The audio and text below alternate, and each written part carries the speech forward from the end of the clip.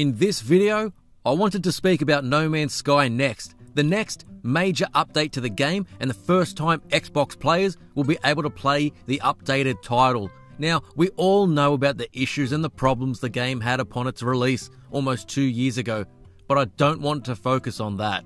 The focus of this video is to bring people up to speed that may have forgotten about the game, had no interest in it before and want to see how it's evolved, or for those Xbox-only gamers who didn't have access to it before. I'll delve into what updates have already come previously, as well as what we know about the next update. This is Max Power, and thank you for checking the video out.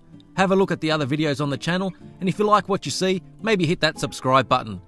No Man's Sky disappointed many at launch, but let's take a look at what this 16-person development studio created and what they've added to the game since.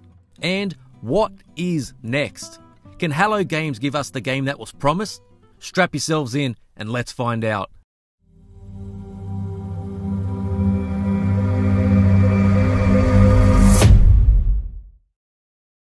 Each update will go on to include various user interface and graphical upgrades, introduce new items and bug fixes, as well as a photo mode, so I'll be focusing on the main inclusions with each of the updates. The Foundation update was released in November of 2016 and the first to be released after the main game, and as the name suggests, it laid the foundations for further, more complex updates to be released in the future. Perhaps the greatest feature included with this was for players and gamers to know that Hello Games would continue to support their game and try and make it more of what was promised and what gamers wanted. Players could now choose between which game mode they wanted to play, with the choices between normal, creative and survival modes. Normal was the original experience, with creative mode giving players more creative freedom and free exploration. Survival mode makes the experience more difficult, with resources being more scarce being one example of what the mode brings, and this will most definitely not be for everyone. But perhaps the largest part of this update was the ability to now claim uninhabited bases and use it as your own base on a home planet. These could also be added to and used as a place to store items. This was also used for the newly introduced farming feature, where players could now grow and harvest crops either outdoors or in hydroponic labs indoors.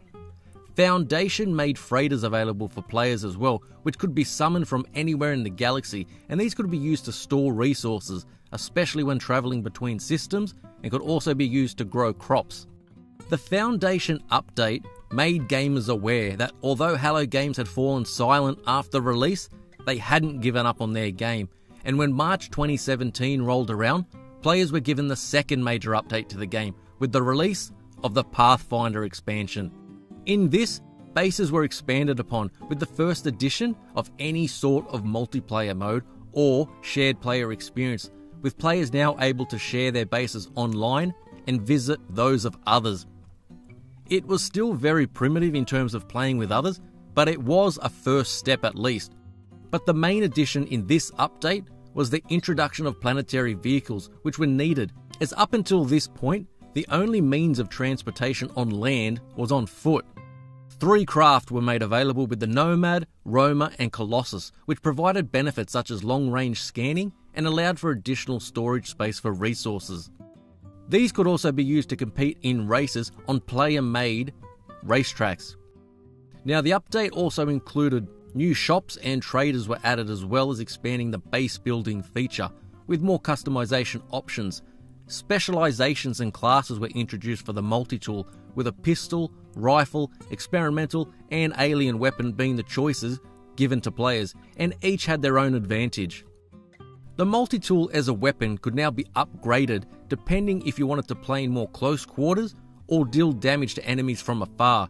The ship weaponry also received changes depending on how players wanted to attack, with weapons offering rapid fire, dealing heavier damage to forward-facing enemies, or having a weapon shoot in a wider fashion.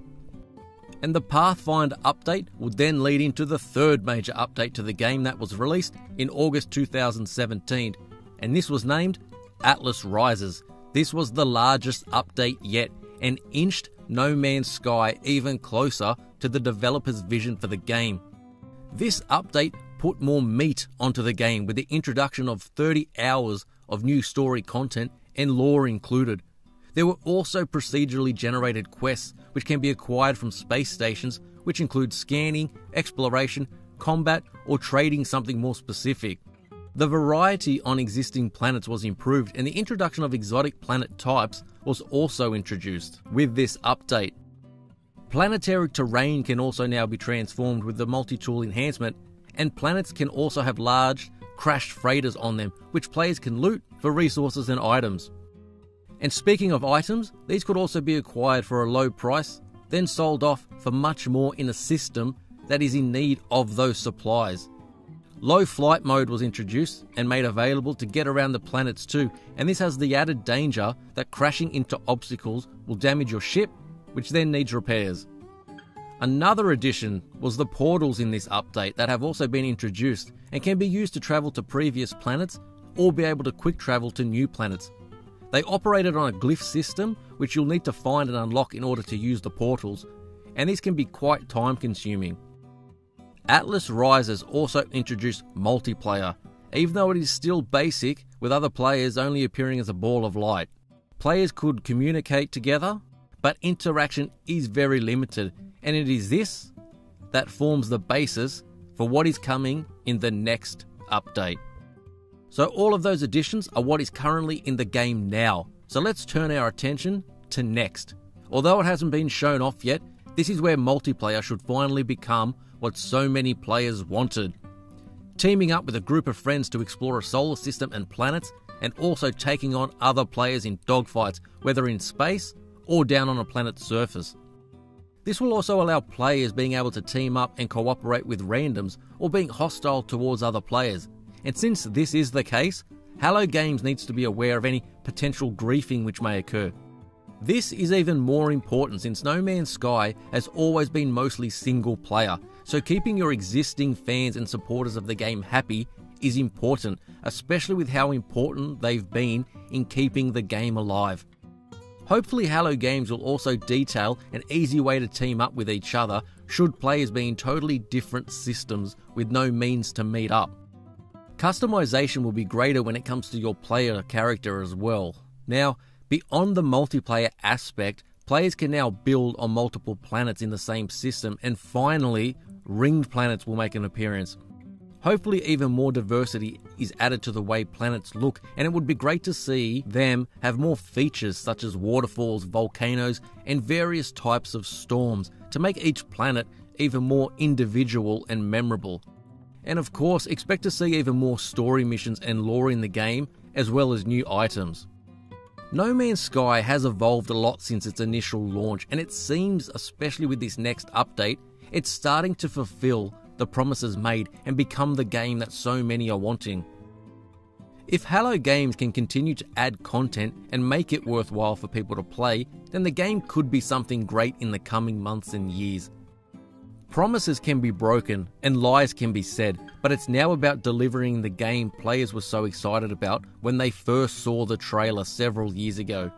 Make No Man's Sky that game, and more. Only then can people attempt to forget the past and move on with a product they are finally happy with. Will you be buying No Man's Sky for the first time? Or if you're a long-time player, what are you wanting to see in the next update and beyond? As always, let me know down in the comments, give the video a thumbs up, and check out the other videos on the channel. Thanks for watching, and I'll see you next time on MaxPowerPlay.